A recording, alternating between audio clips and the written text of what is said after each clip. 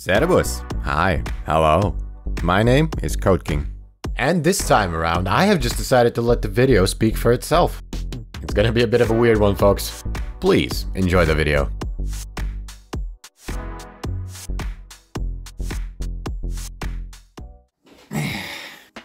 So this is an unfamiliar setting. Also, please excuse the absolutely perfect audio quality. I don't have a stage mic. I'm kind of broke. So I'm currently in the process of editing a lot of stuff, and in the meantime, I decided to take a little break, as you do. And I noticed that we are running out of bread. So I'm going to be making some bread today, and hopefully you guys will be learning how to make bread along with me. I'm going to be showing you. I know that's rich coming from me. Yeah. No further comment. We're gonna... It's a video about making bread, okay? I'm gonna make some bread. I'm gonna make bread. I need a scale.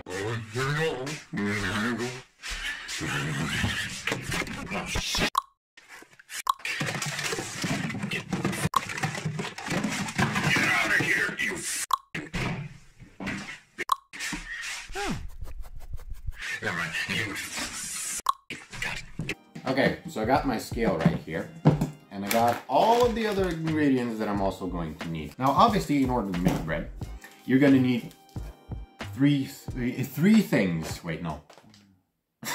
My brain is destroying itself in the middle of recording. Flour plus...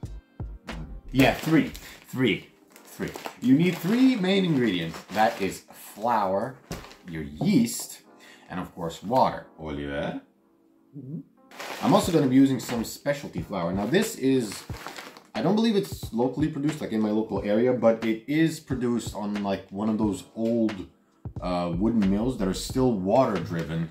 So this is like one of the most traditional things that you can get. It's very easy to make bread, and not many people make it at home, which is sad. Very, very sad. This is so easy to make that you could literally do this every single day. You're gonna see why you can make it every single. In fact, you can make multiple for yourself, so that they last throughout the week, and it'll be completely fine. But yeah, I'm gonna be showing you how to use all of these thingies right here to make yourself some delicious bread. Ollie, you falling asleep? Now, first thing you're gonna do is you're gonna want to grab some warm water, ideally room temperature water, for your yeast to activate. How do you know when it's room temperature? Put it on the stove, put your finger in it, and if you don't feel any difference in the temperature from between the air and the water, that's literally that simple. Okay, let me show you. So for this recipe, I know this by heart by now, but for this recipe you're gonna be using about almost 2 cups of water. Okay, so this literally took about like 3 minutes. So right now when I put my dry finger into the water, I don't feel the temperature difference. And you can do this in the microwave, you can do this on the stove, you can do this pretty much anywhere, just as long as you don't make it too hot. Adding a yeasty boy. Once you've warmed up the water and once you've did all this, now you're essentially going to want to whisk your yeasty boys until they're completely dissolved in the water. Our yeast is already starting to bubble, which is nice, because that is instant yeast. Once your yeasty boy has dissolved as such, you're gonna want to put a towel over it. Sleep tight, little man. Sleep tight. And you're gonna want to leave it to the side for about 5 minutes until the yeasty boys wake up in there. When it really starts to bubbling, that's when you know it's ready. In the meantime, I'm gonna go prepare the flour. Okay, so while yeasty boy over there is taking a quick little break, we're gonna be preparing the flour. The flour is very heavy, so we're gonna be using half and half. Alright, got my glass bowl thingy right here. 250 of each flour types, or if you're using just regular old plain white flour, 500 grams. Can't use too much now, that would be a crime against society. Too little now. Once you've made an absolute mess and you got your flour, you get the second flour and you just dump it on there. Actually, I should have sifted this. I really... screw it. Nobody cares, nobody cares. Oh yeah, 500 Grammys. Look at that beautifulness. You actually can't see. You know what? You can see. Come here. It's a beautiful 500 Gwammies. Look at it. The recording's showing up a little bit differently. Is it swapped? I'm sure it's fine. Back to the shadow realm with you. If you're an idiot like me and you forget to sift your flour before using it, you know, like... I don't know why I did that. Why did I do that? Nobody saw nothing. If you're an idiot like me and you punch your flour and you forget to sift it before you use it, you just give it a quick whisk. Trust me. I'm a trained video professional. This is also the perfect time to add some salt to your concoction. Now, I would say about that much. That's about a teaspoon. You could go more, you could go less. After you've beaten your dry ingredients together thoroughly, you should go check on your yeasty boys. I have a feeling they have been sleeping long enough. Yeah, that seems about right. That seems just about right to me. So once you have thoroughly excited your yeasty boys, and it's basically a party going on there, you're gonna want to mix the wet with the dry in sort of increments. I like to do this with a fork personally. Also, if you make a mess, don't worry about it. You can just clean it afterwards. Not really that big of a deal. It's just flour, everybody. Just flour. I just realized I was blocking the camera half the time, wasn't I? I'm a trained video professional. Once you have this consistency, you can go in with your hands. And the reason that I go in so slowly with the water and do it in like increments is that your hands won't get as dirty as they would as opposed to just starting to mix it with your hands. Slowly but surely, all the flour and mix in with the water, and you'll get a nice sort of shaggy, not shaggy, brittle, I guess you would call this. Nice sort of brittle dough.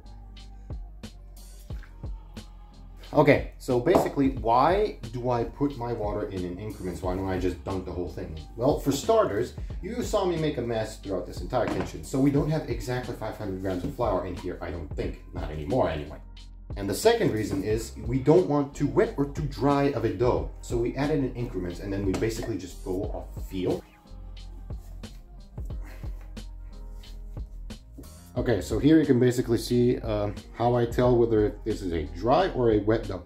Basically, if you start pulling it and it starts tearing like that immediately, and you can feel it, it's a bit harder than like regular dough, then that means your dough is wet. It should stretch a lot more than start ripping immediately. So this needs a little bit more water, a little bit more mixing before it's done.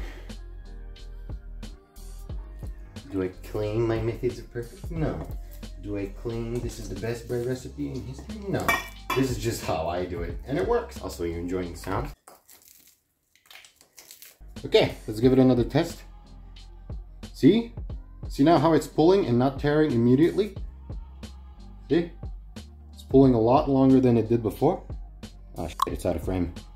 But yeah, it's pulling a lot longer than it did before tearing. This is what you're looking for. And you're basically looking for the softness, maybe a little bit softer than a Play-Doh consistency.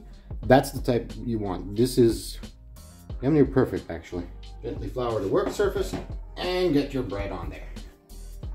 Now what we're gonna do is we're gonna knead it till it reaches a smooth consistency. Now we've reached a relatively smooth consistency. Also make sure you don't knead for more than like 5 or 10 minutes. Now what we're gonna do is flatten it out, just like so. Then you're gonna take the 4 corners here and put them in together like that. Put them in there, basically smoosh it, like so. So now on top, there's basically just a smooth layer left. Plop it down and roll. Just like that. Now what I'm essentially doing here is I'm putting my hand on the dough, just like that. Spank, spank, spank, spank. Putting my hand on here. And then basically pushing down and around and up.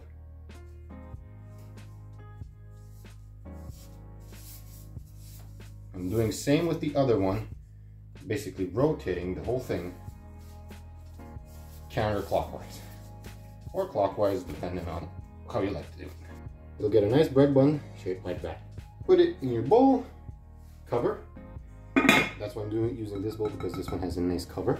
Cover again, so it's basically nice and cozy. This towel is way too small, but whatever.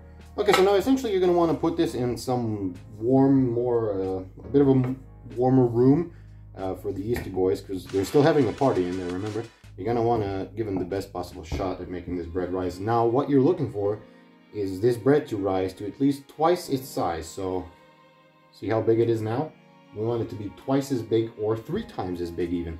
And it can get that big sometimes. So, stick this somewhere where it's nice and warm and cozy. And wait for about 2 hours. Also, make sure you clean up the messes you make in the kitchen. Otherwise, Daddy and Mommy will get maddie. Okay, so it's been around about 1 to 2 hours, I guess. Now let's unravel this majestic boy. Ooh, look at that. Look at this. Come on, get up. That is what we are looking for. Very beautiful. I just realized I forgot to press record. I'm an idiot. Well, anyway. But basically, we did, I'll tell you what we did. We dusted our work surface. We degassed our boy. We basically took him. He was twice as big. Then we basically beat him into fucking submission until he was like this. Dusted our work surface and we started kneading it. Now I was just explaining that you're gonna feel that it's a little bit softer, which makes sense because it's full of air from the yeasty boy party. Now you're just gonna want to gently knead it until you reach your desired shape. Have a little fun while you do it. Slap your bread. Come on, slap your dough. This time, we're gonna let it rise through the entire night. So, about 6 to 10 hours, roundabout. You could even go as high as an entire day. Doesn't really matter. Just gonna shape it into a nice ball, same as before. I'm gonna call him Stanley, and Stanley is he's ready. He is ready and waiting for him to sit overnight in his little glass prison. At this point, I should also mention that I forgot to show you guys something in the beginning, which is oiling up your pan before you let your bread rest. This is just gonna make it easier for you to take it out of the pan. Also, it adds nice flavor. At the end, when you bake it, I'm using sunflower seed oil, sorry. Rub that all around, get it nice and lubed up. Take our big old yeasty boy. And now just cover it back up for like as I said before, about 6 to 12 hours-ish. Basically overnight, depending on what your work schedule is. Very easy, very convenient. You can set these up so that you have bread pretty much throughout the entire week. You just have to make a lot of dough beforehand. And then as I said before, you could just let it rise and proof until it's done. Hi, hello, Future Code here. So just a little bit of misinformation I have to clear up with you guys at this point in the video is that if you leave your bread to rise for more than 4 hours, it will develop a bit of an alcoholic taste and smell to it. That's just because when the yeast starts to break down the sugars within the dough itself, it will start to make alcohol. And it can impart a very interesting flavor into the bread. I, for one, prefer it, but it's not for everybody, so just be careful that you don't let it rise past the 4-hour mark if you do not want that very unique, that I can't really describe, sort of taste in the bread. But if you do want to give it a try, let it rise past 4 hours all the way up to 6 or 12 hours, as I've said, and you might just be pleasantly surprised. Anyway, I've taken too much of your time up as it is. Please enjoy the rest of the video. Okay, day 2 of our bread making extravaganza. So I've let this thingy rise for definitely longer than it needs to, and he's gotten pretty big. Like, he's gotten twice his size again. Now we're gonna basically do it same as before. Flour our work surface up. Okay, there's our little bread boy. Plop them in there. Now grab pretty much any knife and score along the top of this bread. I like to do an X pattern. Good enough. I know I'm going to sound repetitive when I say this, but again, leave this guy alone. Let this guy proof for the length of time your oven needs to heat up. There you go. This setting, the fan setting, I know this is difficult to see. I'm sorry about that. Okay, so here you go. Fan setting and 230. Get this rolling. Our boy has been baking in there for about half an hour. It's time to take the top off. Okay, that was much more of an ordeal than I thought it would be. But yeah, here's the bread. Holy shit, that's hot. Also, I forgot to mention, you should leave this guy covered for the first half hour, because if you don't, you're gonna end up with a crust that's thicker than your mama. And you don't want that. It's gonna be like biting through a brick. Alright, anyway, next 12 minutes, You gotta leave this bad boy uncovered, and he is looking fantastic. Okay, so now that the bread is in the oven uncovered, you're gonna wanna wait for the crust to turn a nice golden brown, or about 12-15 minutes-ish. And if you really wanna be sure, you can always use the wooden skewer trick. Just poke the bread and take it back out. If there's any residue left on it, give it a few more minutes. If it comes out completely dry, then you know it's good to go, and you can take that puppy out. Hello. Oh, that boy done. He done. Okay now, do not fight with me. Shut the f up. Do not resist. And I am your creator. Ah, hot glass. Hot glass in my ass. There he is. There's our little plump boy. Now, I'm probably saying this for like the third or fifth time, but let him cool off for about 10 minutes to half an hour. And then this boy will be ready to eat. We'll taste test and get into this sucker. He is looking pretty good. Still a bit warm to the touch. Oh yes. Crunchy. It's a bit holy, a bit spongy. Might have left it a bit too long. Let's give it a taste test, shall we? All right, moment of truth time. Just a little bit of butter on there. Nothing special. 100 times better than from the store. Guaranteed. That's how you make bread. Adios. I hope you enjoyed my whole bread making extravaganza. A bit weird, even for me. I am well aware of this fact. But much like with my knife sharpening video, I am not opposed to trying pretty much anything. In any case, I hope you enjoyed watching the video. I know I had a blast editing it. And please feel free to like, comment, subscribe, all those shenanigans, and join me in on the next wild ride of whatever the hell I decide to do. Until then, see you later. Servus.